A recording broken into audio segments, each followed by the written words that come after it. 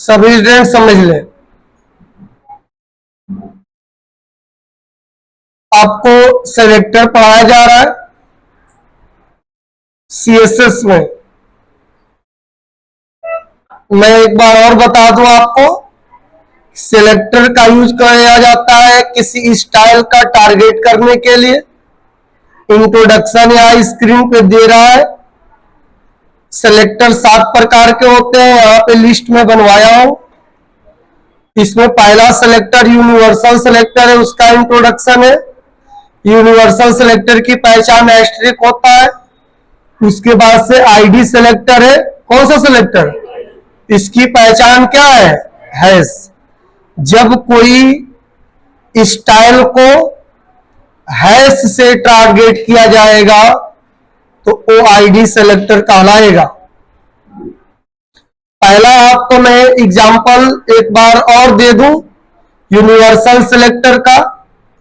अब आप कंप्यूटर में नोटपैड प्लस प्लस ओपन कर लेंगे, डॉक टाइप लिख देंगे, HTML हेड टाइटल लिख देंगे, और 3 प्रकार के CSS होता है, इंटरनल, इनलाइन और एक्सटर्नल। उन तीनों में से किसी का भी यूज करके आप CSS की कोडिंग कर सकते हो। लेकिन मैं आपको यूनिवर्सल सेलेक्टर पढ़ा रहा हूं, तो यूनिवर्सल सेलेक्टर का यूज करके हमको स्टाइलिश करना है। तो मैंने हेड सेक्शन के अंडर में स्टाइल टैग लिख दिया है।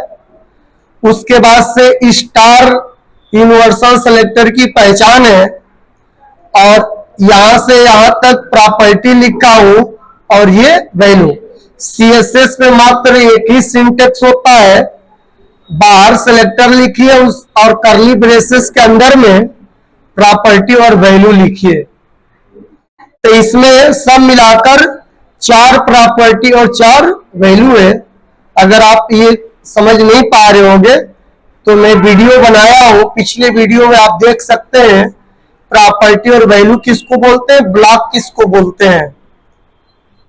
अब यहाँ स्टाइल टैग को बंद कर दिया, उसके बाद से हेड सेक्शन को भी बंद कर दिया। अब यूनिवर्सल सेलेक्टर कहता है कि आप मेरे को यूज करके जितना प्रॉपर्टी और वैल्यू यूज करना है, आप मेरे अंदर में प्रॉपर्टी और वैल्यू को यूज कर लीजिए, लेकिन ये जान लीजिए कि मैं एक ही इफेक्ट HTML के जितने भी टैग होंगे उस पे एक ही इफेक्ट सब पे डाल दूंगा। तो ये जितना भी प्रॉपर्टी वैल्यू आपने लिखा है उन सबका इफेक्ट HTML के प्रत्येक अलग अलग टैग पे एक ही इफेक्ट डाल दिया है, उसी को बोलेंगे यूनिवर्सल सेलेक्टर। इसका आउटपुट ब्राउजर पे देखिए, इसका आउटपुट ब्राउजर पे क्या आएगा, मैं मिनिमाइज करके और यहां से दिखा दे रहा हूं। देखिए, यहां से राइट बटन ओपन विथ में जाकर गूगल क्रोम पे रन करा दिया। इसका आउटपुट देखिए क्या आ रहा है, देख लीजिए। ये एक ही बैकग्राउंड, एक ही कलर और एक ही अलाइनमेंट और एक ही साइज यूनिवर्सल सेलेक्टर कहलाता है। अब मैं अगला पढ़ाने जा रहा हूं आपको आईडी सेलेक्टर। कौन सा सेलेक्टर? सभी स्टूडेंट ध्यान से सुने, पहले आप समझे। अब आप क्या करिएगा कि एक यूनिवर्सल सेलेक्टर की जो फाइल आपने बनाया है, आप क्या किया करें कि इसी को सेलेक्ट करके पूरे को, ध्यान से सुने सभी स्टूडेंट, पूरे को सिलेक्ट करके Ctrl+C से कॉपी कर दिया करें और Ctrl+M से नया फाइल लेकर Ctrl+V से पेस्ट कर दिया करें। और पहली बात कि इसको सेव जरूर कर दिया करें, ताकि हम किसी भी प्रॉपर्टी और वैल्यू को लिखे तो ऑटोमेटिकली उसका रेफरेंस आता रहे। अब यहाँ पे मैं लिख दूं आईडी सेलेक्टर और .html और इसको डेस्कटॉप पे सेव कर दिया। अब चलिए मैं बताता हूं आपको आईडी सेलेक्टर। कौन सा सेलेक्टर? ID selector. देखिए, अब यहां से इसको मैं हटा दे रहा हूं, देखिए, और यहाँ पे इसको हटाने के बाद से सब कोई देखेगा, लिखेगा कोई नहीं, पहले समझेगा। क्या लगा दिया हैश, सुने ध्यान से। और उसके बाद से यहाँ पे मैं लिख दे रहा हूं एजेडीएम। हैश आइडेंटिफाई करता आईडी के लिए, एजेडीएम क्या है, आईडी का नाम है। किसका नाम है, आईडी का नाम। यानी हैश लगाकर कोई भी नाम लिख सकते हैं आप, लेकिन पहले क्या होना चाहिए, हैश, और उसके बाद से कोई भी नाम लिख दीजिएगा। क्लियर है।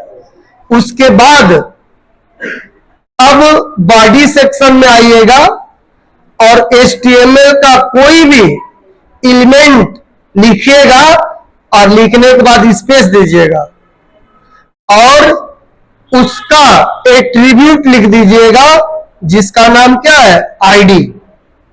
तो इसका मतलब है div space ID equal double quotes में आईडी का नाम क्या था, एजेडीएम।